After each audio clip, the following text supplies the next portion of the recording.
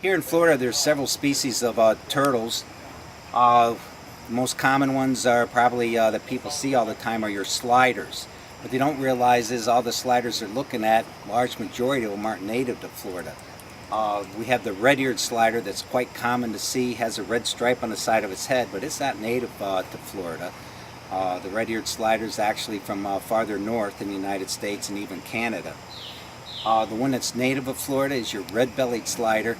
If you look at the underside of it, it'll be kind of a reddish tint, and along the back you'll also see some red, and that'll be your red-bellied slider. In this case, we don't see any red on the top or red on the bottom, and this is actually another exotic. This is your yellow-bellied slider. Florida only has one species of tortoise, and that is your gopher tortoise. And this is your gopher tortoise here. Not very colorful, they're just kind of drab in color. Not uncommon for them to live over 100 years. They only get up to the heaviest about 20 pounds. An interesting fact is they dig these large burrows, and very long, deep burrows. They may go back as much as 50 feet. And it's not uncommon to go in a tortoise burrow and actually find other wildlife occupying that burrow with also your gopher tortoise. Some of the animals you may find down in there are both venomous and non-venomous snakes, possums, armadillos, skunks, and again, this is the only native tortoise that we have here in Florida. Okay, my left hand I have the native gopher tortoise.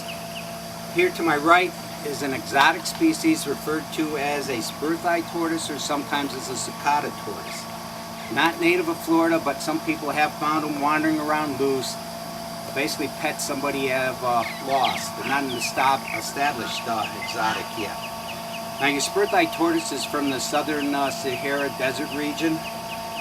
It'll get to close to 200 pounds, live over 100 years. Both of these, the gopher tortoise and the spur-thighed tortoise here, are both approximately 20 years. So they've got another 80 years of growing to do yet.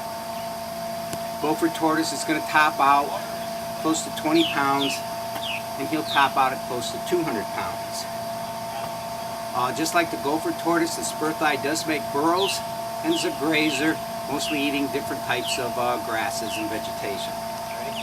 Okay, now here in Florida we have several different species of turtles. I talked earlier about the sliding turtles, the sliders we have, the red-bellied sliders. We also have snapping turtles. We have a Florida snapping turtle, we have an alligator snapping turtle, small mud and musk turtles, and those all are pretty small when you start thinking about something like our large alligator snapper, which is this guy right here. Now he's not full grown by any means. He's going to get to live well over 100 years and oh geez, well over 200 pounds. Now if you look inside his mouth, you'll see kind of a pink little appendage in there. And he'll wiggle that appendage when he's underneath the water, up in the water where it looks like a worm. A fish will come in to get that. When it comes in to get that, he simply slams his jaw shut, and there's his food. Now one of the reasons they're called an alligator snapper is because of these stripes, the ridges along his back here. He's got these three ridges, and people think that these ridges would remind them of the scutes of the back of an alligator. So that's how he got the name as an alligator snapper. So you don't find them out of the water often. They usually stay submerged underneath the water and occasionally just bring their head up for air.